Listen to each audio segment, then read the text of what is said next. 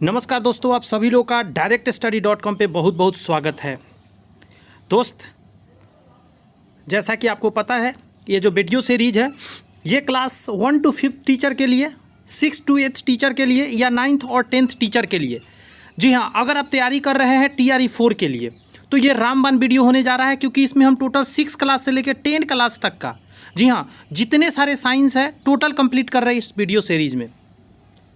इसके अलावा एक मैथ्स का भी सीरीज चल रहा है, उसमें भी सेम 6 क्लास से 10th क्लास का टोटल मैथमेटिक्स NCERT और SCERT का भी हम लोग कर रहे हैं। तो डिस्क्रिप्शन में लिंक है, वहाँ से मैथमेटिक्स का भी आप वीडियोस देख सकते हैं। ये वीडियो अभी जो आप देख रहे हैं, इसमें आज हम करने जा रहे हैं NCERT और SCERT का 10वां लेसन 6 क्लास का। जी हाँ, क्लास 6 के NCERT का 10वां लेसन 11 और 12, यानी 10, 11 और 12 3 NCERT का करेंगे। उसके बाद लास्ट में SCERT बिहार सरकार का जो निकलता है बोर्ड का, उसका 10वां और 11वां और 12वां लेसन हम लोग कंप्लीट करेंगे इस वीडियो सीरीज में। टोटल 6 चैप्टर कंप्लीट हो जाएंगे। आगे बढ़ने से पहले इतना ज़रूर कह देना चाहूँगा, यदि आप हम पे कॉन्फिडेंस दिखा रहे हैं, अगर आप विश्वास दिखा रहे हैं, तो विश्वास मानिए कि सच में आपको लगेगा कि हाँ, यही पढ़ाई का हमें ज़रूरत था। एक सीट तो दोस्त गारंटी देता हूँ, पक्का आपको करा के रहूँगा। चाहे आप क्लास 1 to 5 का तैयारी कर रहे हो या कर रहे हो 6 to 8 का या 9 या 10th का, क्योंकि साइंस आते हैं, किसी में कम रहते हैं, किसी में ज़्यादा रहते हैं, मगर पढ़ना तो टोटल ही पड़ेगा, क्योंकि आप तो जान नहीं रहे कहाँ से पूछा जाएगा, इसीलिए। तो चलिए शुरुआत करते हैं। पहला क्वेश्चन आपके स्क्रीन पर दिख रहा है। चैप्टर जो है चैप्टर 10th जो चैप्टर है 6 क्लास का, उसका नाम है दोस्त गति एवं दूरियों का मापन, speed and distance, measurement of speed and distance. दूरी को, गति को कैसे नापते। पहला क्वेश्चन है, पढ़ेंगे। निम्न में से कौन प्रणाली मापन के लिए समस्त संसार में मान्य है। पूरे संसार में कौन से प्रणाली को माना जाता है, तो उसको SI प्रणाली दोस्त कहते हैं। CGS, APS, MKS नहीं, SI प्रणाली जो है इंटरनेशनल सिस्टम बोलते हैं इसको। कभी कभी सिस्टम ऑफ इंटरनेशनल भी लिख देता है, इंटरनेशनल यूनिट्स बोला जाता है। SI यूनिट के नाम से इसको जानते हैं हम लोग। ध्यान रखिएगा, डिटेल हम लोग पढ़ेंगे 5 क्वेश्चन करने के बाद। 5 क्वेश्चन पे जाके हम लोग क्या करेंगे, सॉल्यूशन भी इसका देखेंगे। नेक्स्ट है लंबाई का SI मात्रक क्या है। लंबाई को हम क्या चीज़ में नापते हैं, तो मीटर में नापते हैं। क्या चीज़ में नापते हैं, मीटर में लंबाई को नापते हैं। अगला क्वेश्चन है कि जब कोई वस्तु एक निश्चित अंतराल के बाद अपनी गति दोहराती है तो उसे डैश गति कहते हैं। अब सोचिए, कोई दोहरा रही है तो उसको क्या बोलते हैं, आवृत्ति गति बोलते हैं उसको। सरल रेखीय गति तो सीधा चलता है, घूर्णन गति तो यहाँ नहीं होगा, गोल गोल घूर्णन तो है नहीं, आवृत्ति इसको बोलते हैं, आवृत्ति गति बोलते हैं इसको, पीरियोडिक मोशन। चलिए चौथा क्वेश्चन यहाँ रहा आपके स्क्रीन पे, पढ़े जरा। करा एक पत्थर वृत्तीय पथ के अनुदिश गति कर रहा है तो उस गति को क्या कहेंगे। कहने का मतलब है ऐसे, यहाँ से ऐसे करके ऐसे ऐसे एक वृत्त पे गोल गोल गोल गोल ऐसे घूम रहा है, तो इसको कौन सा गति बोलेंगे। ऑप्शन दिखा रहा हूँ, रेखीय गति, वर्तुल गति, आवृत्ति गति। बताएं आप मुझे कौन सी गति हो सकती है। कभी कभी क्या है, कुछ गति क्या होता है, रिपीट भी होता है। ध्यान रखिए, एक ही गति का 2 नाम पड़ सकता है। ऐसा नहीं सोचिए कि एक ही नाम होगा, जी नहीं, एक से अधिक नाम हो सकता है, ध्यान रखेंगे। तो यहाँ पे क्या है आंसर, जी हाँ, वर्तुल गति इसको बोलते हैं। नेक्स्ट है कि समय के साथ किसी वस्तु के स्थिति में परिवर्तन क्या कहलाता है। गति कहलाएगा। समय के साथ किसी वस्तु के स्थिति में बदल गया तो उसको क्या कहिएगा आप, जी हाँ, उसको क्या कहते हैं, गति के नाम से हम लोग जानते हैं। 5 क्वेश्चन हमने कर लिया, 5 सॉल्यूशन देखेंगे अब। सॉल्यूशन, हाँ, यहाँ से सॉल्यूशन।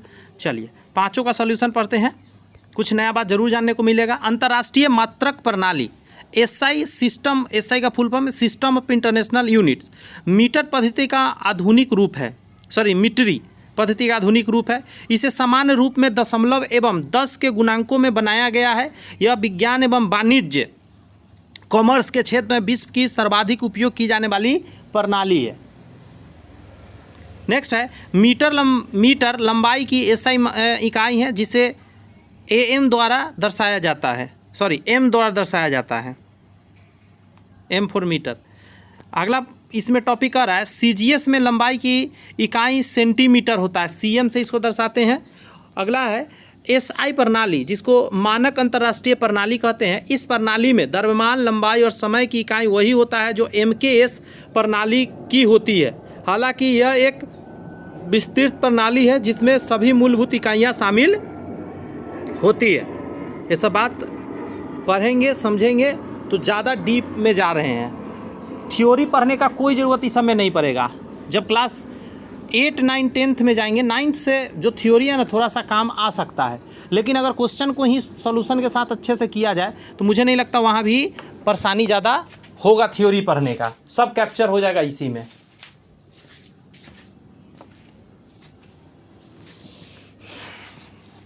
चलिए नेक्स्ट टॉपिक पढ़ते हैं। करा एक पूर्ण गति एक आवृत्ति के बराबर है।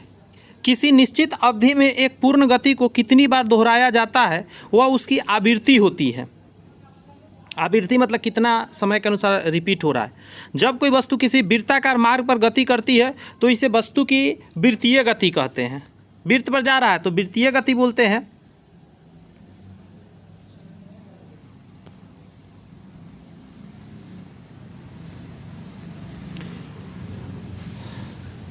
करा जो वस्तु वृत्तीय गति करती है उस वस्तु पर एक बल केंद्र की ओर लगता है जिसे केंद्रक बल कहते हैं। ये बहुत ज़रूरी है। जब ऐसे मान लीजिए वृत्त पर कोई, यहाँ पे मान लेते कोई चीज़ है, यह क्या हो रहा है, इस डायरेक्शन में ऐसे मूव कर रहा है, ऐसे ऐसे ऐसे ऐसे मूव कर रहा है, तो एक बल अंदर की ओर यहाँ लगता है सेंटर की तरफ, इसे अभिकेंद्रक बल कहा जाता है। इसी तरह जो वस्तु वृत्तीय पथ पर गति करती है उसे वर्तुल गति भी कहते हैं। उसी का नाम है, वृत्तीय गति का ही नाम बदल दिया है। जैसे यहाँ देखिए वर्तुल गति के उदाहरण, डोरी से बंधे पिंड को वृत्तीय गति करने के लिए अभिकेंद्रक बल डोरी के तनाव से प्राप्त होता है। वो जो आप नचा रहे होते हैं डंडा में, अभी जो मैं फोटो बनाया था उसमें सेंटर के तरफ से डोरी पर बल लग रहा होता है अंदर में। सभी गृह और पृथ्वी सूर्य के, सभी ग्रह होना चाहिए था, गृह गलती से लिखा गया है। सभी ग्रह और पृथ्वी सूर्य के चारों ओर वृत्तीय गति करते हैं जिसे अभिकेंद्रक बल गुरुत्वाकर्षण बल से प्राप्त होता है। आप देखेंगे ऐसे मूव कर रहे हैं बहुत सारे अपने अपने पथ पे, तो ये जो बीच सेंटर है इसको यहाँ से एक क्या है, फोर्स सब पे लगते रहता है सेंटर की तरफ, जो सूर्य से प्राप्त होता है। चलिए पांचवा का भी सॉल्यूशन पढ़ लेते हैं, फिर क्वेश्चन पर चलेंगे। यदि कोई वस्तु अन्य वस्तुओं की तुलना में समय के सापेक्ष में स्थान परिवर्तन करता है तो उस वस्तु की अवस्था को गति कहा जाता है। यदि कोई वस्तु अपनी स्थिति अपने चारों ओर की वस्तुओं के अपेक्षा बदलती रहती है तो उस वस्तु की स्थिति को गति कहते हैं। जैसे नदी में चलती हुई नाव, वायु में उड़ता हुआ वायुयान और ज़मीन पे दौड़ता हुआ कुत्ता, ये सारे इसके एग्जाम्पल हो जाएंगे। चलिए 6 नंबर क्वेश्चन से अब करते हैं। बहुत इंटरेस्टिंग चैप्टर है, बहुत सारा बात जानने को आपको मिलेगा, बहुत कुछ सीखने को मिलेगा इसमें। चलिए 6 नंबर क्वेश्चन आपके आंखों के सामने ये रहा, पढ़े जरा। एक वक्र रेखा की लंबाई को मापने का उपयोगी तरीका है। एक वक्र रेखा की लंबाई को मापने का उपयोगी तरीका क्या हो सकता है? हाथ द्वारा, पंजे द्वारा, स्केल द्वारा, धागे द्वारा। तो आपको मैं ऐसे कहता हूँ, अब मैं फ़ोटो बनाता हूँ। अब मान लेता हूँ यहाँ से और यहाँ तक का दूरी नापना है, आप कैसे नापिएगा? बड़ा दिक्कत हो गया। हाथ से तो नाप नहीं सकते, पंजे से नाप नहीं सकते, स्केल से नाप नहीं सकते, ये धागा से नापिएगा। इस पे धागा ऐसे ऐसे ऐसे ऐसे ऐसे रखते जाइएगा यहाँ तक, अब बाद में धागा सीधा करके स्केल से नाप लीजिएगा। यस और नॉट? यस। तो आंसर क्या कहिएगा इसका? 6 का धागा से। डिटेल फिर पढ़ेंगे सॉल्यूशन। 7वां क्वेश्चन आपके आंखों के सामने है। टेबल फैन में पंखों की गति डैश गति का उदाहरण है। पंखा जो पंखी नच रहा है वो कौन गति कहलाएगा? 7 का जवाब दीजिए। उसको बोलते हैं घूर्णन गति। एक सेंटर होता है, सेंटर के चारों तरफ ऐसे ऐसे ऐसे ऐसे अपने जगह पे घूम रहा है, घूर्णन गति।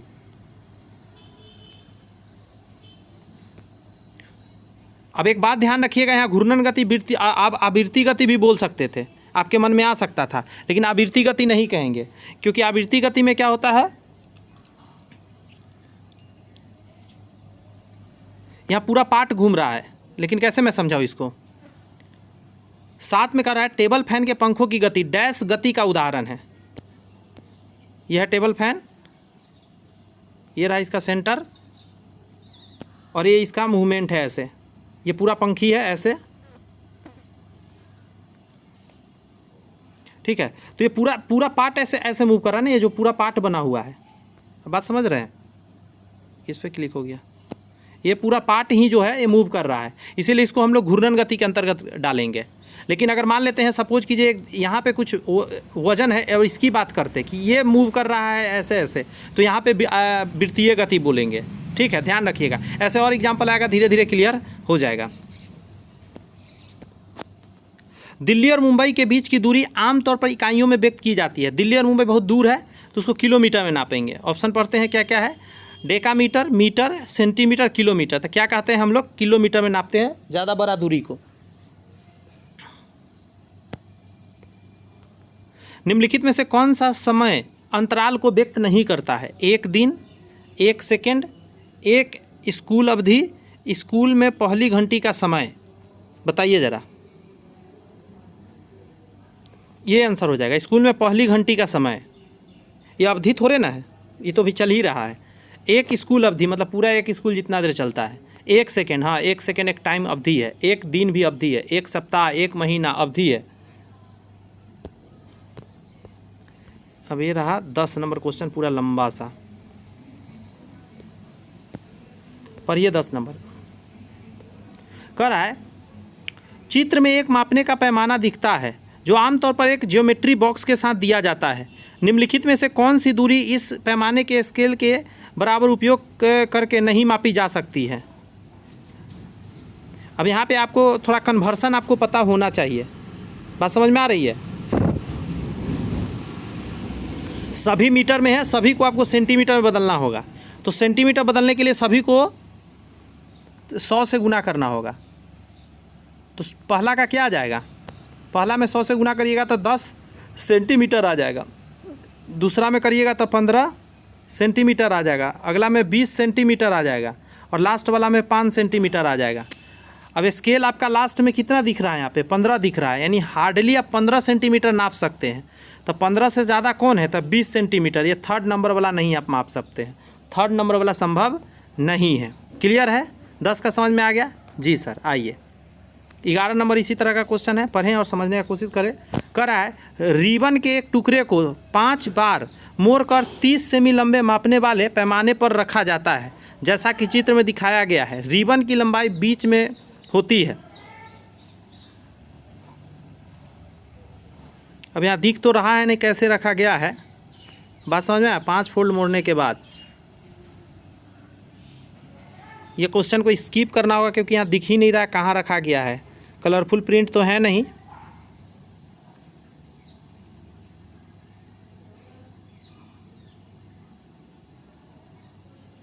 इस क्वेश्चन को स्किप किया जाए और आगे बढ़ा जाए। 12 नंबर को अच्छा चलिए पहले अब क्या करते हैं, सॉल्यूशन पढ़ लेते हैं इन पाँचों का, मतलब 6 से लेकर 11 तक का। जी 6 नंबर ये रहा। यहाँ पे 6 का सॉल्यूशन है, वक्र रेखा की लंबाई को मापने के लिए हम धागे का उपयोग कर सकते हैं। एक ओपिसोमीटर जिसे कर्वीमीटर, माइलोग्राफ या मानचित्र मापक भी कहा जाता है, मनमानी घुमावदार रेखाओं की लंबाई मापने के लिए उपयोग किया जाता है। ये जो लिखा गया है ओपिसोमीटर, ये होता है ना, जैसे जैसे आपको मूव कराइएगा ना वैसे वैसे उसमें से एक धागा जैसा निकलता जाता है, चिपकता जाता है। ऐसे ही कई प्रकार का होता है। ठीक है, मैं जो बोल रहा हूँ एक धागा वाला होता है, इसके अलावा भी कई तरह का होता है। तो उससे आप अपने हिसाब से घुमा के माप भी सकते हैं कितना लंबा हुआ। 7 का सॉल्यूशन कह रहा है कि घूर्णन गति एक घूर्णन अक्ष के, गौर से सुनिएगा, अक्ष के परितः किसी वस्तु की वृत्तीय गति है। यहाँ भी वृत्तीय गति आ गया ना, लेकिन अक्ष है, कोई एक सेंटर के एकदम फिक्स पोजीशन के गोल गोल नाच रहा होता है। एक समतल आकृति एक लंबवत अक्ष के परितः दक्षिणावर्त व वामावर्त यानी राइट हैंड साइड गमे और लेफ्ट हैंड साइड गमे दिशा में घूम सकती है, जो घूर्णन के केंद्र पर आकृति के अंदर या बाहर कहीं भी प्रतिच्छेद करती है।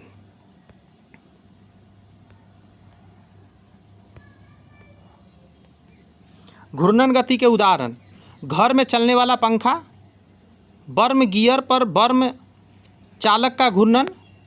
और एग्जाम्पल दे रहा है, एक वृत्त में हाथ पकड़े हुए और समान दिशा में चलने वाले व्यक्तियों का समूह। वृत्त पर अगर हाथ पकड़ के कोई गोल गोल ऐसे ऐसे चल रहा हो, वो भी इसी में आ जाएगा। ये समझ में नहीं आ रहा है वर्म गियर या वर्म चालक का घूर्णन, ये नहीं समझ में आ रहा है, लेकिन ये समझ में आ रहा है कि घर में चलने वाली पंखा भी इसी का उदाहरण है। यानी ये जो घूर्णन गति है ना, वृत्तीय गति एकदम सिमिलर जैसा है। नेक्स्ट पढ़िए, SI इकाई में मीटर लंबाई की इकाई है, ठीक है, मीटर से लंबाई नापते हैं।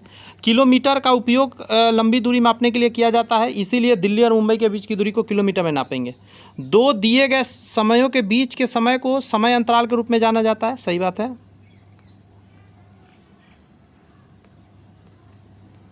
स्कूल में पहली घंटी का समय एक विशिष्ट समय अवधि है, जबकि एक दिन, एक सेकेंड, एक स्कूल अवधि एक समय अंतराल का वर्णन करता है, ठीक है। 10 नंबर का हम लोग अभी देखे थे, यहाँ देख लेते हैं क्या सलूशन दिया है। मापने के पैमाने की लंबाई 15 सेमी या 0.15 मीटर है, इसीलिए 0.1 मीटर वही निकाला गया है जो हम बोले हैं 100 से गुना करके।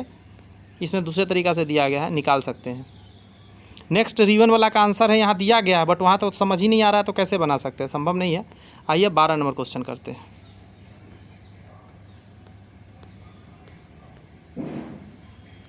ई रहल रउआ लोगन के 12 नंबर क्वेश्चन, ध्यान दो रउआ लोग और समझने की कोशिश करो। कह रहा पहेली बिंदु ए से बिंदु सी तक सीधी सड़क पर चलती है। कहाँ है ए से बी? हाँ, यहाँ से यहाँ तक सीधी चली सड़क पर। ये नहीं है फोटो इसका क्या?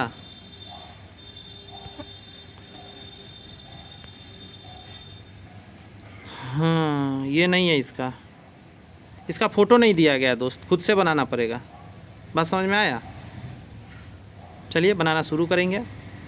कर आप ये जो फ़ोटो अभी है ना, इसी के ऊपर मैं बनाऊंगा, इस फोटो के ऊपर। बट आप क्या कीजिएगा, इस फोटो को नहीं देखिएगा जो हम बनाएंगे से। पहले बिंदु ए से बिंदु सी तक सीधी सड़क पर चलती है। लीजिए ए से बी बना दिया, ए से बी सीधी सड़क पर चलती है। उसे एक निश्चित दूरी ए बी तय करने में 20 मिनट लगा, यहाँ 20 मिनट का समय लगा। शेष दूरी बी सी तय करने में 30 मिनट लगा। मान लेते हैं यहाँ पे सी होगा, बताया तो है नहीं, यहाँ भी 20 मिनट लगा। फिर वह पीछे मुड़ती है, 1 मिनट,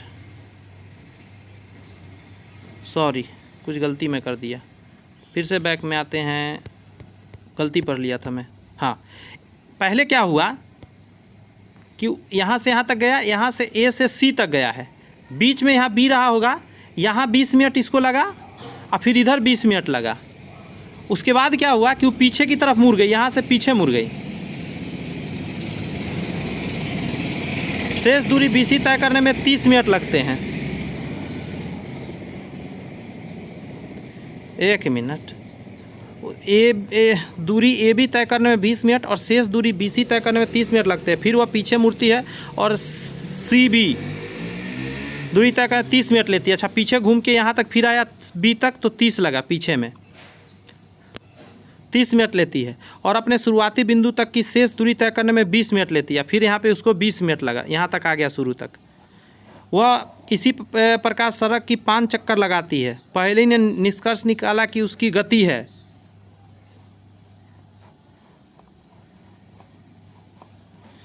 अच्छा इधर गया, फिर पीछे आया, फिर गया, फिर पीछे आया, से 5 चक्कर लगाती है। केवल सीधी रेखा गति, केवल आवधिक गति, सीधा और आवधिक दोनों, यही होगा, सीधा और आवधिक दोनों हो जाएगा। क्या है, इसको सॉल्यूशन पढ़ेंगे समझ में आ जाएगा। यहाँ से गया, फिर आया, फिर आया, गया, फिर आया। ये जो संख्या देल था उसका कोई वैल्यू ही नहीं था।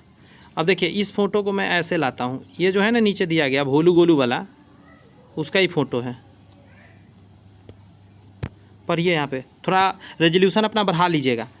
भोलू और गोलू एक मैदान में खेल रहे हैं। वे ज़मीन पर एक ही बिंदु ए से दौड़कर शुरू करते हैं और चित्र 10.3 में दिखाए गए अनुसार 1 और 2 चिन्हित पथों का अनुसार करते हुए एक ही समय में बिंदु बी तक पहुंचते हैं। देखिए यहाँ से चला और यहाँ पे पहुंचा दोनों मिल के, लेकिन एक भोलू अलग डायरेक्शन से आया, गोलू अलग डायरेक्शन से आया।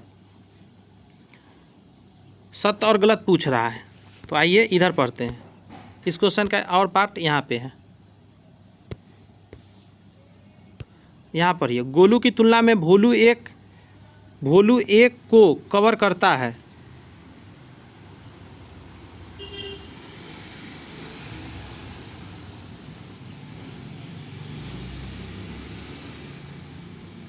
अच्छा, ये जो 1 लिखा गया है ना यहाँ पे, सॉरी, ये जो 1 लिखा गया ये पथ है और 2 पथ है, ध्यान रखिएगा। तो भोलू ज़्यादा दूरी तय किया है। गोलू की तुलना में भोलू ज़्यादा दूरी तय किया है। पहला ऑप्शन कह रहा है लंबी दूरी लेकिन कम गति के साथ। नहीं, लंबी दूरी और ज़्यादा गति के साथ। ज़्यादा ही दूरी तय किया है और समान समय में यहाँ पे पहुँचा है, इसका तो इससे स्पीड ज़्यादा रहा होगा, तो लंबी दूरी अधिक गति के साथ। ये हो जाएगा आंसर बी नंबर, अधिक गति के साथ लंबी दूरी तय किया है। क्लियर है?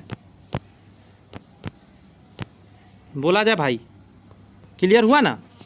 इतना तो बेसिक बात समझ ही सकते हैं। उसी तरह 14 नंबर क्वेश्चन यहाँ दिया गया है, उसका नीचे है, पढ़ा जाए। लकड़ी की छड़ियाँ ए, बी, सी और डी के 4 टुकड़े 30 सेमी लंबे पैमाने की लंबाई के साथ रखे गए हैं। इसमें आंसर मिल सकता है क्योंकि रखा गया दिख रहा है। जैसा कि चित्र 10.4 में दिखाया गया, उसमें से किसकी लंबाई 3.4 सेमी है? चलिए 3.4 देखना है। मैं थोड़ा बड़ा बड़ा कर देता हूँ ताकि दिखाना थोड़ा आसान हो जाए। 3.4 देखना है। तो पहले तो देखिए बीच में कितना आ रहा है, यहाँ से यहाँ 1 है तो 1 ही में लिपट गया ये, और थोड़ा सा इधर है, थोड़ा सा इधर है, 2 ज़्यादा होगा। आगे आइए, इसमें देखिए, इस भी छोटा है, 3.4 कहा है, देखते हैं कहाँ पे हो सकता है। देखिए यहाँ से यहाँ 1 2 3, 3.4 नहीं हो रहा है, इधर भी बढ़ रहा है, इधर भी बढ़ रहा है। अब इसमें देखते हैं, 1 यहाँ हुआ, 2 यहाँ हुआ, 3 यहाँ हुआ, और देखिए 4 पर गया ना, 4 पॉइंट है छोटा छोटा, यही सी आंसर हो गया। सी में टिक मार दीजिए।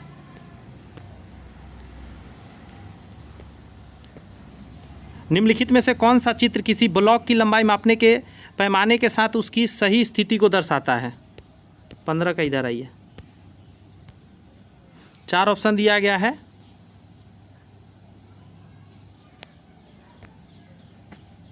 पहला ही सही हो जाएगा ना। ब्लॉक जब आप नापेंगे तो ये कोना से स्टार्ट हुआ, यहाँ तक गया, 1 नंबर से स्टार्ट किया गया, 0 से मतलब स्टार्ट करके नापा जा रहा है। नहीं, 1 में रुक जाइएगा, 0 से स्टार्ट नहीं है, पहला ही हो जाएगा।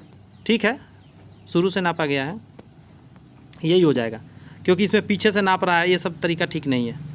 तो इसका आंसर क्या कहिएगा? पहला में टिक मार देना है। एक और क्वेश्चन है, इसको भी देख लीजिए, लास्ट 16 नंबर है। कह रहा है कि आपको 10 सेमी की लंबाई मापने के लिए 3 पैमाने ए, बी और सी दिए गए हैं, जैसा कि चित्र में दिखाया गया है। लंबाई की सही माप के लिए आप किस पैमाने का उपयोग करेंगे? पहला तो टूटा हुआ है तो ये छोड़ दीजिए, ये भी टूटा हुआ है, छोड़ दीजिए। इसमें शुरू में तो सही दिख रहा है, ये नापा जा सकता है, केवल सी से हो सकता है, केवल सी आंसर होगा। ठीक है, इसका सलूशन पढ़ने में कुछ तो है नहीं दिया हुआ, ये तो बस नॉर्मल था। तो आइए अगला लेसन स्टार्ट करते हैं, 11 नंबर यहाँ से। ठीक है, आज 12 तक करना है। चैप्टर जो है 11 नंबर क्लास 6 का ही अभी चल रहा है, 7 में बस आने ही वाले हैं, कंप्लीट अब होगा कुछ दिन में। प्रकाश, छायाएं एवं परावर्तन, यानी प्रकाश से परावर्तन अपवर्तन, इन चीज़ों की अब बात हम लोग करने जा रहे हैं। किस प्रकार की वस्तुएं अपने से होकर प्रकाश का नहीं गुजरने देती है? अपारदर्शी वस्तुएं नहीं गुजरने देती अपने आप से प्रकाश को। निम्न में से कौन सा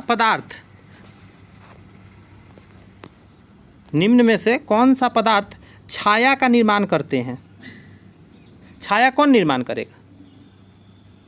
छाया तो बनाएगा अपारदर्शी पदार्थ, पारदर्शी से तो प्रकाश चला जाएगा, तो छाया बनेगा ही नहीं। प्रकाश डैश रेखा में गमन करती है, तो प्रकाश सीधी रेखा में गमन करती है। निम्न में से कौन सी पारदर्शी वस्तुएं हैं? शीशा पारदर्शी है। निम्न में से कौन दीप्त पिंड का उदाहरण है? दीप्त जिससे खुद प्रकाश निकलता है। अब देखिए 5 का आंसर ना सूर्य है। निम्न से कौन सा दीप्त पिंड का उदाहरण नहीं है? ये गलत है, 1 मिनट। दीप्त पिंड जिसमें से प्रकाश निकलता है, डी इसका आंसर होगा। मोमबत्ती से भी निकलता है, जुगनू से भी और सूर्य से भी अपने आप प्रकाश निकलता है, लेकिन मोमबत्ती के लिए जलती हुई मोमबत्ती लिखना ज़्यादा जरूरी है। बात समझ में आया? तो इसका सॉल्यूशन देखते हैं, इसमें क्या दिया गया है।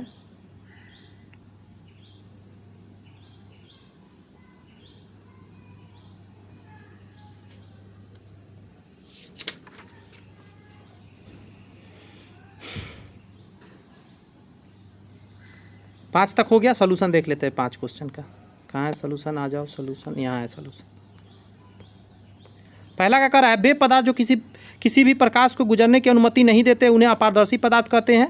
ईंट हो गया, लकड़ी हो गया, पत्थर हो गया, ऐसा कुछ भी पदार्थ जो कुछ को अनुमति देते हैं और पूर्णतः पार नहीं करने देते हैं, जैसे तेल लगा हुआ, कागज वगैरह हो गया, जिसको पारभासी के नाम से जानते हैं। अपारदर्शी वस्तुएं छाया बनाती है क्योंकि वे प्रकाश को अपने बीच से नहीं गुजरने देती, इसलिए वस्तु के दूसरी तरफ काला धब्बा छाया के रूप में दिखता है। कह रहा है पारदर्शी और पारभासी वस्तुओं की छाया नहीं बनती क्योंकि वे प्रकाश को अपने बीच से गुजरने देती है। प्रकाश सीधी रेखा में गमन करती है। एक बार प्रकाश उत्पन्न होने के बाद यह एक सीधी रेखा में गमन करती रहेगी जब तक कि यह किसी और चीज़ से नहीं टकराती, सीधा चलता ही रहेगा। प्रकाश एक गति से दूसरे माध्यम से गुजरते हुए गति को बदलता है। यदि माध्यम सजातीय और पारदर्शी है तो प्रकाश केवल सीधी रेखा में गमन करती है। पारदर्शी वस्तुएं वे वस्तुएं हैं जिसके माध्यम से हम स्पष्ट रूप से देख सकते हैं। सही बात है। पारदर्शी वस्तुओं के उदाहरण जैसे कांच हो गया, वायु हो गया, पानी भी हो गया, शुद्ध जल में भी ये पार से ऊपर दिख जाता है। दीप्त वस्तुएं वे हैं जो स्वयं प्रकाश देती है या उत्सर्जित करती है, जैसे कि सूर्य। सही जवाब है। प्रकाश के परिवर्तन के कारण हमें दीप्त वस्तुएं दिखाई देती है। दीप्त पिंडों के उदाहरण जैसे बिजली के बल्ब हो गया, टॉर्च हो गया, मोमबत्ती, जुगनू आदि, ये सभी है सूर्य। क्लियर हो गया। अब आइए 6 नंबर क्वेश्चन से आगे बढ़ते हैं। देखिए दोस्त, इतना ही कहेंगे। यदि मज़ा आ रहा है, पढ़ाने का तरीका स्टाइल समझ में आ रही है, लग रहा है कि हाँ बहुत काम की चीज़ सर पढ़ा रहे हैं, तो प्लीज़ चैनल सब्सक्राइब करके बेल आइकन प्रेस कर लीजिए ताकि अगला वीडियो भी आप तक पहुँचता रहे। बस सारे आप जितना जहाँ भी पढ़ रहे हैं, जैसे भी जिस टीचर से पढ़ रहे हैं, जिस सोर्स से पढ़ रहे हैं, पढ़ते रहिए। बस मेरे चैनल पे 2 सीरीज अभी चल रही है, यही 2 सीरीज आप फॉलो कर लीजिए। आप कहीं से भी पढ़ रहे होंगे सबके ऊपर भारी ये पड़ेगा, इस बात की गारंटी देता हूँ।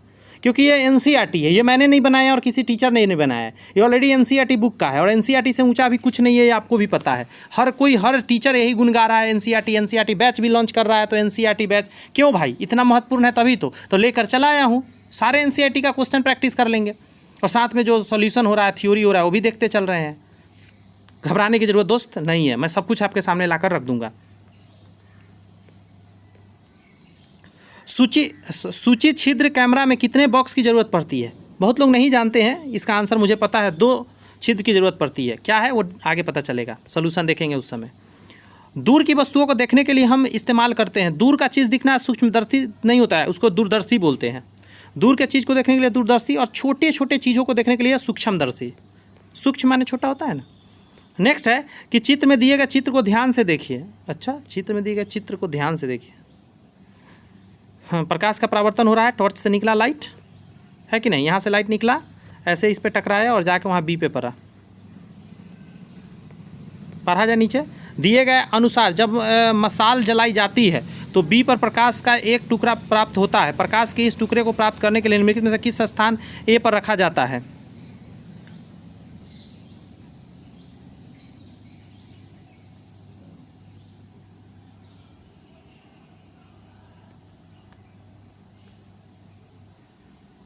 अरे ए पर दर्पण रखना पड़ेगा ना, आपको फ़ोटो बनाना है। बात समझ में आया? तो आपको दर्पण रखना है। ए क्या है? एक दर्पण है। 3 आंसर हो जाएगा। हमको लगा क्या कुछ और है क्या। ये पिक्चर दिया गया है, अब देखिए यहाँ पे पक्षी शायद बैठी हुई इस पेड़ पर, पढ़ने पर समझ में आएगा। अच्छा, दिए गए चित्र पढ़े जरा। दिए गए एक चित्र में एक छात्र पिन होल कैमरे के माध्यम से चित्र में दिए गए एक पेड़ को अवलोकन करता है। चित्र 1 से 4 में दिए गए आरेखों में से कौन सा उसके द्वारा देखी गई छवि को सही ढंग से दर्शाता है? पिन होल कैमरा में ऐसा फोटो का कैसा दिखेगा आपसे पूछ रहा है। पहला ऑप्शन आप देख लीजिए, दूसरा ऑप्शन ये रहा, ए महाराज कितना बड़ा हो गया, तीसरा में ये रहा, चौथा में ये रहा। देखिए एकदम आसान आंसर है इसका। 10 का जो आंसर हो जाएगा, 1 सेकेंड, चौथा हो जाएगा। ये जो दिख रहा है पलटी मार जाएगा। अब क्यों मारेगा, कैसे होगा, वो आपको पता चलेगा। कह रहा है दिए गए चित्र में दर्शाया अनुसार 4 विद्यार्थियों ABCD ने मोमबत्ती को लौ देखने के विभिन्न आकृतियों के पाइप देखा। तो डी वाले को दिखेगा, सिर्फ डी वाले को दिखेगा। सीधा पाइप से ही दिखेगा ना, प्रकाश क्योंकि सीधी रेखा में चलती है। क्या वो क्वेश्चन है इसमें? 14 को कर लेते हैं पूरा, फिर जाके वो कर लेंगे, सोल्यूशन पढ़ लेंगे। निम्नलिखित में से कौन सा छाया का निरीक्षण करने के लिए हमेशा आवश्यक नहीं है? सूरज, स्क्रीन, प्रकाश का स्रोत, अपारदर्शी वस्तुएं। देखिए, छाया का निरीक्षण करने के लिए हमेशा आवश्यक नहीं है। छाया देखने के लिए हर समय क्या चीज़ ज़रूरत नहीं पड़ेगा? सूरज की ज़रूरत नहीं है। प्रकाश स्रोत है तो उससे भी दिख जाएगा आपको। स्क्रीन तो ज़रूरत पड़ेगा ही पड़ेगा। अपारदर्शी वस्तु, जैसे ज़मीन है, स्क्रीन, मैं खड़ा हूँ और बल्ब से लाइट आ रहा, मेरे देह पे पड़ा और ज़मीन पर पिक्चर बन गया, तो ज़मीन क्या होगा? स्क्रीन का काम करेगा। और मैं अपारदर्शी वस्तु हो गया और जो बल्ब है वो प्रकाश स्रोत हो गया। तो सूरज हर समय थोड़े ना ज़रूरी है छाया बनने के लिए। अब इसमें कुछ दिमाग लगाना होगा। पहेली ने सुबह 8 बजे, दोपहर 12 बजे और 3 बजे एक पेड़ की छाया देखी। निम्नलिखित में कौन सा कथन छाया के आकार और साइज के बारे में उसके अवलोकन के सबसे करीब होगा? देखिए, सुबह में बहुत लंबा छाया बनेगा, दोपहर को एकदम न के बराबर छाया बनेगा और शाम में उल्टा डायरेक्शन में छाया बनेगा। पेड़ की छाया का आकार बदल जाता है लेकिन आकार वही रहता है। पेड़ की छाया का आकार बदल जाता है लेकिन आकार वही रहता है। पता नहीं, आगे पढ़ते हैं। पेड़ की छाया का आकार बदलता है लेकिन आकार वही रहता है। पेड़ की छाया का आकार और आकृति दोनों बदल जाती है। छाया का ना तो आकार बदलता है ना ही आकार। क्या लिख रहा है? सॉरी, पता नहीं किस टाइप के क्वेश्चन लिखता है। आकृति और आकार दोनों बदलेगा। कहने का मतलब अब हम समझाते हैं क्या है, हम अपना भाषा में समझाते हैं आपको। देखिए, ऐसा पोल है, ठीक है, यहाँ सूर्य प्रकाश आएगा ऐसे, तो इसका जो छाया बनेगा कुछ इस स्टेप में नीचे बनेगा। अब इसके सर पे आ जाएगा तो नीचे एकदम इसी के जस्ट सामने बनेगा, जो दिखेगा भी नहीं। शाम होगा तो इस डायरेक्शन में होगा और अलग अलग समय अलग अलग डायरेक्शन में इसका फोटो बनेगा। तो आकृति आकार दोनों बदल जाएगा। 3 आंसर डालिएगा। 13 नंबर क्वेश्चन का रहा है, थोड़ा बड़ा कर देता हूँ। ये रहा कि निम्नलिखित में से निम्नलिखित में से कौन कभी भी गोलाकार छाया नहीं बना सकता है? एक गेंद बना सकता है, एक फ्लैट डिस्क, एक जूते का डिब्बा, एक आइसक्रीम कोन। ये जूते का डिब्बा चरखूट बनाएगा, गोल नहीं होता है। चलिए, 14वां इसका बताइए क्वेश्चन। 2 छात्र एक मेज के पार बैठे हुए उसकी ऊपरी सतह की ओर देख रहे थे। उन्होंने देखा कि वे अपने और एक दूसरे की छवि देख सकते हैं। टेबल टॉप के बने होने की संभावना है। 2 छात्र एक मेज के पार बैठे हुए उसकी ऊपरी सतह की ओर देख रहे हैं। उन्होंने देखा कि वे अपनी और एक दूसरे की छवि देख सकते हैं। टेबल टॉप के बने होने की संभावना है। अच्छा, टेबल टॉप में बिना पॉलिश की हुई लकड़ी, लाल पत्थर, कांच की सीट, कपड़े से ढका हुआ लकड़ी का शीर्ष। क्या चीज़ में पिक्चर बन सकता है? कांच का सीट होगा तब बन सकता है। चलिए, इसके सॉल्यूशन सारे देख लेते हैं।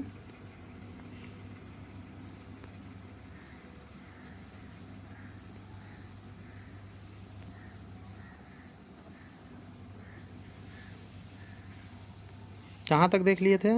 हाँ, 6 से कह रहा है सूची छिद्र कैमरा एक सरल कैमरा है जो लकड़ी अथवा गत्ते के बक्से से बनाया जाता है। सूची छिद्र कैमरे में 2 बक्सों की ज़रूरत होती है, जिसमें से एक बक्से दूसरे के भीतर बिना अंतराल के सरक सके आगे पीछे किया जा सकता है। सूची छिद्र कैमरे का उपयोग सूर्य का प्रतिबिंब बनाने के लिए किया जाता है। तो इतनी बातें आपने जाना इसके बारे में। दूर की वस्तु को निकट देखने वाली चीज़ को दूरदर्शी बोलते हैं। दूरबीन में 2, गौर से सुनिएगा, दूरबीन में 2 लेंस होते हैं। उसमें से एक को अभिदृश्यक लेंस कहा जाता है, दूसरे को नेत्रक के रूप में जाना जाता है। नेत्रक आँख के पास रहता है, अभिदृश्यक सामने रहता है। दूरदर्शी के अभिदृश्यक लेंस की फोकस दूरी उसके नेत्रक लेंस की फोकस दूरी से अधिक होता है। अब ये सोना क्वेश्चन आपके लिए हो गया। दूरदर्शी जो होता है उसमें अभिदृश्यक की फोकस दूरी उसके नेत्रक की फोकस दूरी से अधिक होता है। यानी ऐसे समझाता हूँ।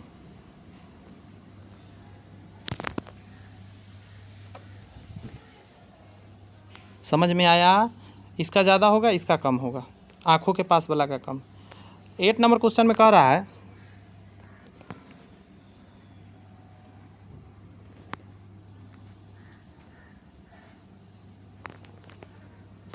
एक सेकेंड दीजिए मुझे, मेरा हाथ दुख गया। चलिए, कह रहा है दर्पण अपने ऊपर पड़ने वाली प्रकाश की दिशा बदल देती है। छवि में प्रकाश की सीधी रेखा के साथ यात्रा करते हुए और ए पर दर्पण के परिवर्तित होने की दिखाई देता है। अच्छा, ये फोटो के बारे में था वो। ये सब हटाइए, ये सब हटाइए, ये पढ़ लेते थोड़ा पिन होल कैमरा के बारे में।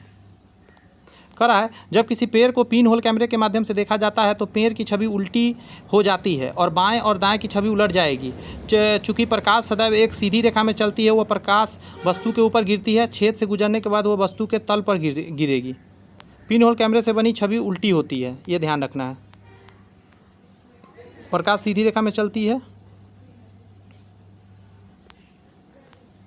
कह रहा छाया का निरीक्षण करने के लिए प्रकाश का एक स्रोत, एक अपारदर्शी वस्तु और एक स्क्रीन आवश्यक होता है। प्रकाश का स्रोत मोमबत्ती, टॉर्च, सूर्य आदि हो सकता है, इसीलिए सूर्य की छाया का निरीक्षण करना हमेशा आवश्यक नहीं, किसी और चीज़ से हो सकता है। ये वो कह रहा पहेली के सुबह 8 बजे, दोपहर 12 बजे और 3 बजे एक पेड़ को छाया देखी। सूर्य अलग अलग समय पर अपनी स्थिति बदलती है, तब पेड़ की छाया का आकार और आकृति दोनों बदल जाएगा। आकार मतलब साइज और आकृति मतलब डिजाइन भी बदला हुआ रहेगा। ये तो मैं बता ही दिया। चलिए ये सब बात को हटाइए, नॉर्मल बात है। अब आइए विद्युत एवं परिपथ की बात करें, 12 लेसन, ठीक है। ये आज का इसमें का लास्ट एनसीईआरटी का, इसके बाद एससीईआरटी का 3 लेसन करेंगे। कह रहा है 2 या 2 से अधिक सेलों के संयोजन को क्या बैटरी कहते हैं। सेल जब एक से ज़्यादा लगे उसको बैटरी के नाम से हम लोग जानते हैं। निम्नलिखित में से कौन विद्युत का सुचालक है। लोहा में विद्युत आसानी से चला जाता है। बल्ब का फिलामेंट किस धातु का बना होता है। टंगस्टन का बना होता है। ये हम लोग बहुत बार पढ़े हुए हैं, नहीं पढ़े हैं तो वो लोग आप ध्यान रख लीजिए इसको। बैटरी में कुल कितने टर्मिनल होते हैं। 2 टर्मिनल होते हैं, एक प्लस एक माइनस। निम्नलिखित में से कौन विद्युत परिपथ का हिस्सा नहीं है। बैटरी, स्विच, बल्ब विद्युत परिपथ का हिस्सा नहीं है। ये सभी चीज़ तो होता है ना, बताइए ज़रा। क्वेश्चन नंबर 5 का जवाब दें।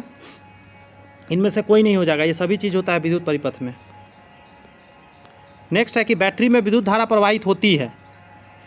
ये एकदम बेसिक क्वेश्चन है।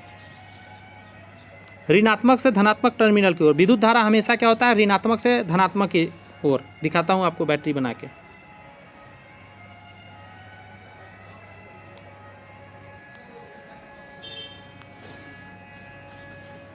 हाँ, ये रहा ऋणात्मक, ये सॉरी धनात्मक रहा, तो ऐसे बात समझ में आया। ऋणात्मक से धनात्मक की ओर।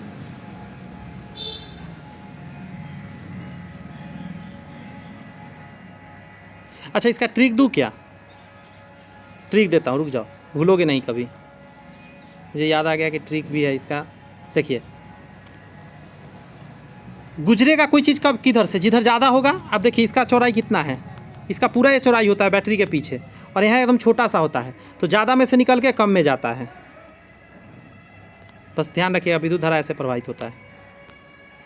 निम्नलिखित में से कौन विद्युत रोधक है। विद्युत को रोकने वाला कौन है, लकड़ी, और समय विद्युत धारा प्रवाहित हो जाता है। दिए गए चित्र में विकल्प 1, 2, 3 और 4 में से वह चित्र चुने जो धारा की सही दिशा दर्शाती है।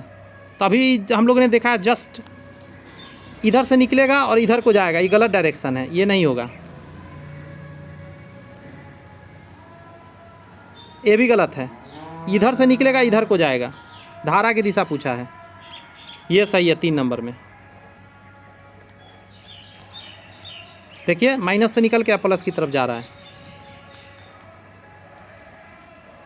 गलत कथन चुने। एक स्विच एक सर्किट में विद्युत प्रवाह का स्रोत है, नहीं, यही गलत है। एक स्विच सर्किट को पूरा करने या तोड़ने में मदद करता है, सही है, ये लाइन सही लिखा गया है। एक स्विच हमें अपनी आवश्यकता के अनुसार बिजली का उपयोग करने में मदद करता है, भी सही है। एक मिनट, एक स्विच हमें अपनी आवश्यकता के अनुसार बिजली का उपयोग, सही बात है। अभी हमको नहीं मन है बिजली यूज करने का, पंखा नहीं चलाना है, हम बंद कर देंगे, बिजली यूज नहीं होगा, बिजली बचत होगा। जब स्विच खुला होता है तो उसके टर्मिनल के बीच में एक हवा का अंतर होता है। पता नहीं क्या लिखना चाह रहा है, इंग्लिश रहता तो आसानी समझ में आया। तो ऐसे गलत तो हमको दिख गया था पहला ही, 9 का पहला गलत था। जा सॉरी, कुछ क्लिक हो गया दोस्त, 1 सेकंड मुझे दे दीजिए, 1 सेकंड, माफ़ी चाहते हैं। हाँ, यहाँ है। पढ़ा जाए। कह रहा है विद्युत बल्ब में चमकने से प्रकाश उत्पन्न होता है। बल्ब का ग्लास केस पतला फिलामेंट, यही आंसर होगा। फिलामेंट का समर्थन करने वाले मोटे तार, बल्ब के ग्लास केस के अंदर गैस है, नहीं, फिलामेंट चमक रहा होता है। चलिए पहले सोल्यूशन 10 गो का पढ़ते हैं। कहाँ से है? यहाँ से है सोल्यूशन।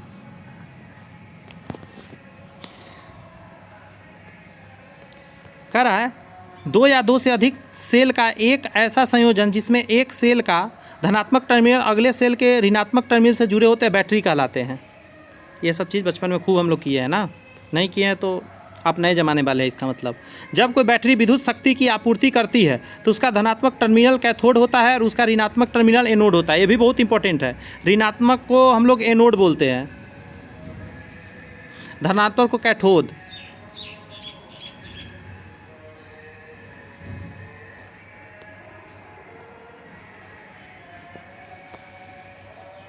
सुचालक सामग्री जो विद्युत और ऊष्मा को उसके माध्यम से गुजरने से अनुमति देती है, उदाहरण चांदी हो गया, एल्युमिनियम, लोहा हो गया। इलेक्ट्रॉन के भीतर स्वतंत्र रूप से चलते हैं इलेक्ट्रॉन, इसीलिए कुचालक में से नहीं जा सकते क्योंकि उसमें न ऊष्मा जाते हैं न विद्युत जाते हैं, क्योंकि उसमें फ्री इलेक्ट्रॉन्स नहीं होते हैं। विद्युत बल्ब का फिलामेंट टंगस्टन से बना होता है। यह एक मिश्र धातु है जो इसका गलनांक बहुत अधिक होता है, गलेगा जल्दी नहीं है, ध्यान रखिएगा। इसकी प्रतिरोधकता बहुत अधिक होती है, इसीलिए आसानी से नहीं जलता है और रोशनी देने लग जाता है जब इसमें बिजली जाता है। बैटरी में दो टर्मिनल होते हैं, एक धनात्मक टर्मिनल एवं दूसरा ऋणात्मक टर्मिनल। एक सेल का धनात्मक टर्मिनल अगले सेल के ऋणात्मक टर्मिनल से जुड़ा होता है, इसी संयोजन को बैटरी कहते हैं। विद्युत अवयवों, वोल्टेज स्रोत, प्रतिरोध, प्रेरकत्व, धारिता, संधारित्र एवं कुंजियों आदि एवं विद्युत यांत्रिक अवयवों, switch, battery, bulb, motor, speaker आदि का परस्पर संयोजन विद्युत परिपथ कहलाता है, नेटवर्क कहलाता है। इसमें बहुत चीज़ जुड़ा रहता है। विद्युत परिपथ बहुत विशाल क्षेत्र में फैले हो सकते हैं, जैसे विद्युत शक्ति के उत्पादन, ट्रांसमिशन, वितरण एवं उपभोग का नेटवर्क। विद्युत धारा धनात्मक टर्मिनल से नकारात्मक टर्मिनल की ओर और वापस बैटरी के अंदर सकारात्मक टर्मिनल की ओर प्रवाहित होता है। विद्युत धारा का प्रवाह इसलिए होता है क्योंकि हमारे पास सकारात्मक टर्मिनल पर एकत्रित इलेक्ट्रॉनों की उच्च क्षमता और नकारात्मक टर्मिनल पर इलेक्ट्रॉन की कम क्षमता होती है। सही बात है। जो पॉजिटिव होता है वहाँ बहुत सारा इलेक्ट्रॉन होता है, नेगेटिव पे कम इलेक्ट्रॉन होता है। तो पॉजिटिव से इलेक्ट्रॉन निकल के नेगेटिव में जा रहा होता है और धारा उसके विपरीत उल्टा दिशा में चल रहा होता है, ऋणात्मक से धनात्मक की ओर। विद्युत रोधी वे पदार्थ जो अपने से विद्युत धारा प्रवाहित नहीं होने देते हैं, विद्युत रोधी कहलाते हैं। लकड़ी, रबर, ये सब जितने होते हैं फ्री इलेक्ट्रॉन नहीं होने की वजह से इसमें आसानी से ना ऊष्मा जा पाता है, उसमें होता है गर्मी, और ना ही विद्युत धारा जा पाता है, इसलिए कुचालक कहते हैं। सभी विद्युत सेलों में दो टर्मिनल होते हैं, एक धनात्मक टर्मिनल और एक ऋणात्मक टर्मिनल। धातु की टोपी विद्युत सेल का धनात्मक टर्मिनल है और विद्युत डिस्क ऋणात्मक टर्मिनल है। सॉरी, धातु डिस्क। मैं पिक्चर बना के भी बताया था आपको, ऐसा वाला कहा था कि ये पीछे वाला जो भाग होता है ये धातु डिस्क कहलाता है, यही ऋणात्मक है। आगे ये जो टोपी होता है ये होता है आपका धनात्मक। किसी विद्युत परिपथ में धारा की दिशा विद्युत सेल के धनात्मक से ऋणात्मक टर्मिनल की ओर मानी जाती है।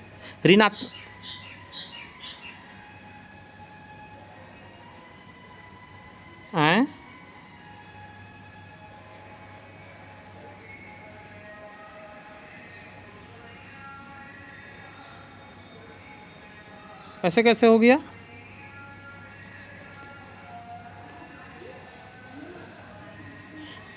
कमेंट्स करके दोस्त बताएं मैं गलत हो रहा हूँ क्या?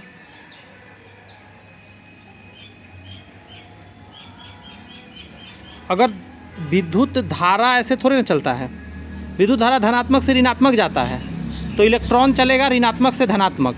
हाँ सही है, इलेक्ट्रॉन जो होते हैं ऋणात्मक से धनात्मक की ओर आ रहे होते हैं,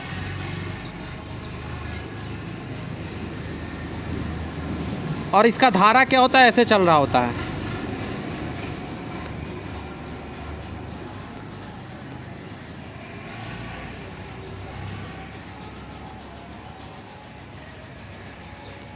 एक मिनट देखने दीजिए।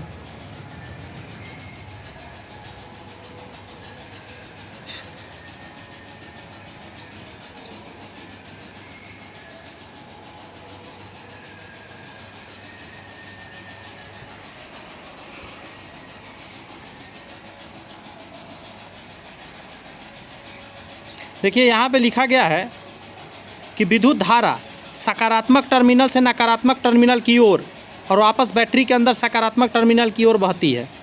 यानी यहाँ पे जो लिखा गया उसको समझते हैं कि विद्युत धारा सकारात्मक यानी इधर से इधर बह रहा है विद्युत धारा, इसका मतलब इलेक्ट्रॉन इधर से इधर मूव कर रहा होगा, इसके हिसाब से यहाँ पे पढ़ते हैं।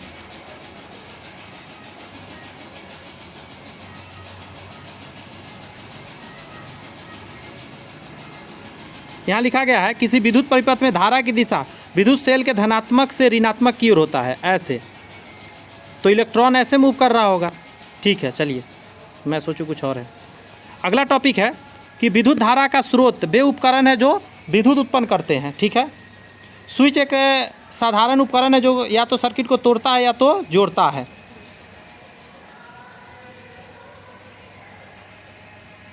कह रहा है कि जब स्विच खुला या बंद होता है तो उसके टर्मिनल के बीच एक हवा का अंतर होता है, वायु कुचालक के रूप में कार्य करता है और बिजली कनेक्ट नहीं होता। जैसे कैसा होता है स्विच, कैसा होता है उसको समझते हैं।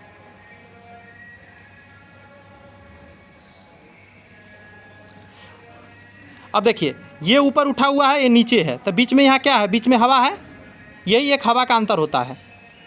बात समझ में आया? और यही दोनों आपस में चिपक जाएगा, अगर दबा देंगे तो क्या हो जाएगा, स्विच ऑन हो जाएगा। 10वां नंबर का रहा है प्रकाश देने वाले पतले तार को बल्ब का फिलामेंट कहा जाता है। फिलामेंट के चमकने से ही प्रकाश उत्पन्न होता है। फिलामेंट दो मोटे तारों से जुड़ा होता है सहारा प्रदान करने के लिए, लेकिन जल क्या रहा होता है, सिर्फ और सिर्फ वो फिलामेंट। जो पदार्थ विद्युत धारा को प्रभावित होने देते हैं और विद्युत के सुचालक होते हैं, स्टील के चम्मच, धातु फिलिप, तांबे के तथा सुचालक सभी प्लास्टिक कुचालक होते हैं।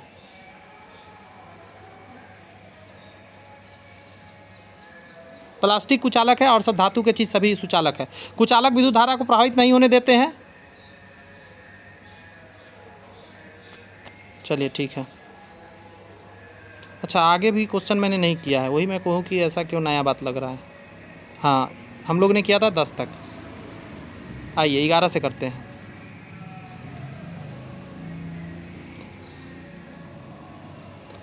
ग्यारह नंबर क्वेश्चन पढ़ रहा हूँ, शांति से सुनिए। दिए गए चित्र में दर्शाए गए निम्नलिखित व्यवस्था में यदि सिरे ए और बी को आपस में जोड़ दिए जाए तो बल्ब चमक नहीं पाएगी। यहाँ क्या डालिएगा इसके बीच में कि बल्ब नहीं चमकेगा। एक स्टील का तार तो चमकेगा, स्टील का चम्मच से चमकेगा, एक धातु से चमकेगा, एक प्लास्टिक के लिए यही आंसर हो जाएगा। प्लास्टिक से ये नहीं चमकेगा, मतलब बल्ब नहीं बनेगा। 12 नंबर क्वेश्चन देखिए, थोड़ा सा बड़ा कर दूँ और हाँ। चित्र में दिखाया गया सर्किट में जब स्विच को चालू स्थिति में ले जाया जाता है, मतलब यहाँ पे कनेक्ट कर दिया जाता है, इस जगह पे सभी बल्ब एक साथ बनेगा क्योंकि सब सीरीज में कनेक्टेड है। 13 नंबर कह रहा है कि टॉर्च बल्ब का फिलामेंट है। एक धातु का मामला, आधार के केंद्र से धातु की नोक, दो मोटे तार, एक पतला तार।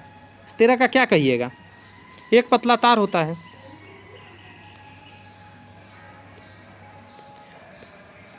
पहेली को जोड़ने वाले तारों को कमी हो रही है। एक विद्युत परिपथ को पूरा करने के लिए वो इसका उपयोग कर सकती है। कांच की चूड़ी, मोटा धागा, रबर पाइप, स्टील चम्मच कर सकती है। तो यहाँ पे दोस्त कंप्लीट हुआ। ये सब बात तो बेसिक है। 3 चैप्टर हो गया ना एनसीईआरटी का। चलिए अब 3 चैप्टर हम लोग कर लेते हैं एससीईआरटी का।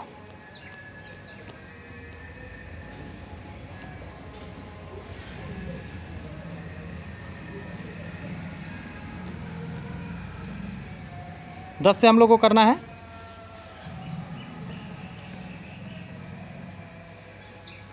दसवां चैप्टर का नाम है सजीव और निर्जीव। ठीक है, 11 से करना है, 10 से ही करना है। पहला क्वेश्चन आपके सामने ये रहा है, स्क्रीन पर जवाब दीजिए।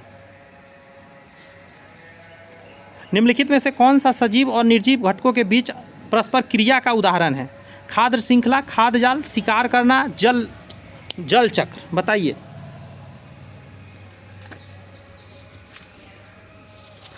जवाब दे पाएंगे तो ज़रूर दीजिए। 10वां चैप्टर है सजीव और निर्जीव, इसका नाम है चैप्टर का। पहला क्वेश्चन में पूछ रहा है निम्नलिखित में से कौन सा सजीव और निर्जीव घटकों के बीच परस्पर क्रिया का एक उदाहरण है। जल चक्र इसको बोल सकते हैं, जल चक्र के द्वारा दोनों कनेक्ट है आपस में।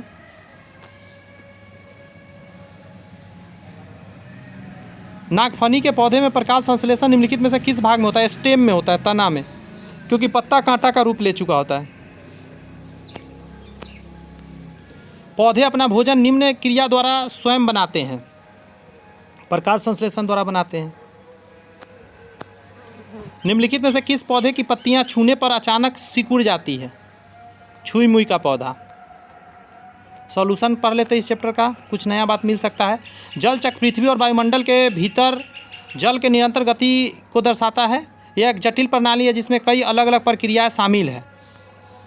तरल जल वाष्प में वाष्पित हो जाता है, बादलों के रूप में संघनित हो जाता है और बारिश और बर्फ के रूप में वापस पृथ्वी पर आ जाता है। यह निर्जीव घटकों के साथ सजीव घटकों का परस्पर क्रिया है। नागफनी एक मरुस्थलीय पौधा है। मरुस्थली मतलब जहाँ बालू हो, रेगिस्तान। मरुस्थलीय पौधे वाष्पोत्सर्जन द्वारा जल का बहुत कम मात्रा में निष्कासन करते हैं। नागफनी में पत्ती जैसा संरचना वास्तव में इतना तना होता है, जो पत्ती जैसा चौड़ा चौड़ा दिखता है वो तना है। इसमें प्रकाश संश्लेषण सामान्यतः तने में होता है। तना एक मोटी परत में ढका होता है जिसे पौधे को जल संरक्षण में सहायता मिलती है। आपको चिड़िया का आवाज़ जा रहा होगा। हम जहाँ बैठ के गार्डन में पढ़ा रहे हैं आप लोग को, बहुत ही प्यारा अमरूद का पौधा है, नीम का है, बहुत सारी चिड़िया आती है यहाँ पे। पेड़ पौधा आप लोग भी लगाया कीजिए, बहुत अच्छा लगता है, शांति फील होगा आपको। पौधे अपना भोजन प्रकाश संश्लेषण नामक प्रक्रिया द्वारा निर्मित करते हैं, ठीक है।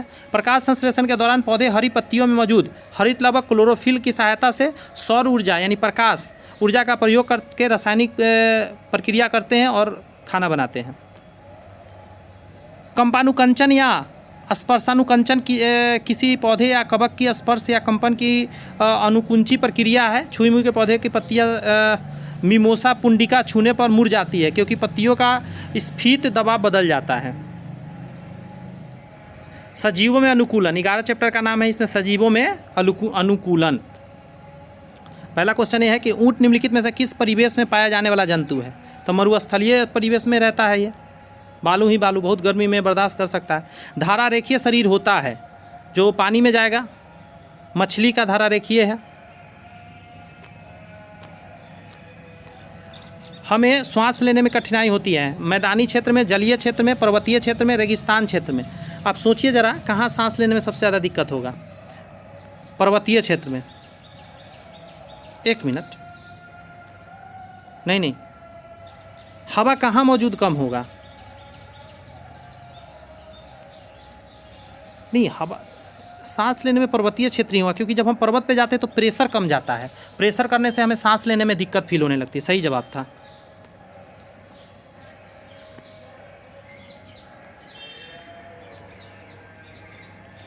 सॉल्यूशन इसका पढ़ लेते हैं सभी क्वेश्चन का। ऊंट की शारीरिक संरचना उसे मरुस्थलीय परिस्थिति में रहने योग्य बनाती है। इसके पैर लंबे होते हैं और गद्देदार होते हैं, जिससे शरीर रेत की गर्मी से दूर रहता है। लंबा पैर होने की वजह से क्या होता है कि आसानी से शरीर को इसको गर्मी नहीं लग पाता, बहुत ऊंचाई पर शरीर होता है। दूसरी बात होता है कि गद्देदार होता है, जिससे बालू पर चलना आसान हो जाता है। पानी कम बहुत दिनों तक इसके शरीर में स्टोर रहता है, पेशाब न के बराबर करता है। इसमें मूत्रोत्सर्जन की मात्रा भी बहुत कम होती है तथा मल शुष्क होता है, एकदम सूखा बाथरूम होता है। इन्हें पसीना भी नहीं आता क्योंकि शरीर में जल का ह्रास बहुत कम होता है। कहा जा रहा है एक धारा रेखीय शरीर मछली को एक चिकनी सतह प्रदान करती है, जो कि पानी में तैरने में प्रतिरोध को कम करने में मदद करता है। घर्षण और प्रतिरोध कम हो जाता है, इसलिए मछली आसानी से तैर सकती है, परेशानी ज़्यादा नहीं होती उसे गति करने में। नेक्स्ट का रहा है पर्वतारोहण करने वाले को सांस लेने में कठिनाई होती है क्योंकि वायु दाब निम्न हो जाता है। यही बात मैंने अभी बोला था। ऊंचाई बढ़ने पर वायु शुष्क हो जाती है यानी और कम ऑक्सीजन युक्त होती है। किसी व्यक्ति के फेफड़े को बिना प्रतिरोध के वायु में सांस लेने में सक्षम होने के लिए व्यक्ति के शरीर के बाहर का दाब अधिक होना चाहिए। बाहर दाब अधिक है तब शरीर में जाएगा, वरना सांसें नहीं ले पाइएगा। दूरी, माप एवं गति, ये 12वां लेसन है। और लास्ट है आज का। पहला क्वेश्चन है लंबाई का ऐसा ही मात्रक होता है। तो अभी हम लोग ने देखा था मीटर से नापते हैं हम लोग। एक निश्चित समय में एक वस्तु कितनी दूरी तय करती है, वह उस वस्तु की क्या कहलाती है? दूरी कहलाती है। अच्छा, एक निश्चित समय में कह रहा है तो निश्चित समय में क्या होगा? चाल कहला जाएगा उसका, वो उसका चाल हो जाएगा।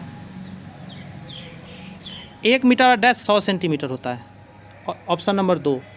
ठीक है, इसका सॉल्यूशन भी देख ही लेते हैं। कुछ नया बात कहीं देखने को कुछ मिल जावे करेगा। कह रहा है मीटर लंबाई की एसआई मात्रक द्वारा है और इसे एम से सूचित करते हैं। सीजीएस में लंबाई को सेंटीमीटर में नापते हैं। किसी वस्तु के विस्थापन की दर को चाल कहते हैं। फॉर्मूला यहाँ पे देखने को मिल गया आपको, कहे ना कुछ नया तो मिलेगा ही। चाल बराबर दूरी बटा समय, यह एक अदिश राशि है जिसका एसआई मात्रक मीटर पर सेकेंड होता है। 1 मीटर में 100 सेंटीमीटर होता है। 1 सेंटीमीटर 10 मिलीमीटर होता है। इसका मतलब ये हुआ कि 1 मिलीमीटर में, 1 मीटर में क्या ये लिख दिया, कैसे लिखा गया है? 1 मिलीमीटर 1 मीटर के 100वां हिस्सा होता है, पता नहीं कैसे लिखा गया, कोई नहीं। मेन बात जो था हम लोग समझ गए। नेक्स्ट चैप्टर लेकर नेक्स्ट वीडियो में आ रहा हूँ। बस आपसे इतना ही रिक्वेस्ट करूँगा कि मेरा मेहनत यदि आपको पसंद आ रही है तो चैनल सब्सक्राइब करके बेल आइकन जरूर प्रेस कर ले। कुछ दोस्त मित्र में जरूर शेयर कर दे, उनको भी हेल्प मिल जाएगा। बहुत लोग पता नहीं कि 2-4 क्वेश्चन एक क्लास में पढ़ रहे होते हैं। सोचिए अप्रॉक्सली 1 घंटा भी नहीं हुआ है, 55 मिनट अभी हुआ है और 6 चैप्टर आपने अभी कंप्लीट किया। कितना सारा क्वेश्चन किया आप खुद सोचिए, सॉल्यूशन के साथ। सॉल्यूशन भी डिस्कस किया हमने। तो कॉमन सेंस लगाइए कि ये सब क्लास कितने महत्वपूर्ण है। ना फालतू हम बात करते कहीं की, ना इधर उधर की बात करते, सारे एनसीईआरटी करते। हमको पता है कि हमको 10th तक जाना है, हमको बहुत लंबा समय लगेगा, उसे हमको जल्दी जल्दी कवर करना है, मेहनत ज़्यादा लगेगा। अभी ना कम क्वेश्चन आ रहा है, लेकिन जैसे 7 में घुसेंगे बहुत क्वेश्चन का संख्या और बढ़ते चला जाएगा एक चैप्टर में। 8 में और ज़्यादा बढ़ेगा, 9, 10 में तो कहिए मत कितना बढ़ जाएगा। तो हमको बहुत ज़्यादा समय देना पड़ेगा। हो सके एक चैप्टर में 2-2 दिन लगेगा हमको, ऐसा भी समय आएगा, बहुत लंबा जाएगा वीडियो। तो अभी से नहीं साथ दीजिएगा, अभी से नहीं आपका दुलार प्यार मिलेगा तो कैसे काम चलेगा। मैं आपके साथ हूँ, इस बार एक सीट दिलाकर रहूँगा। मिलते हैं नेक्स्ट वीडियो में, तब तक के लिए पढ़ते रहिए, मस्त रहिए।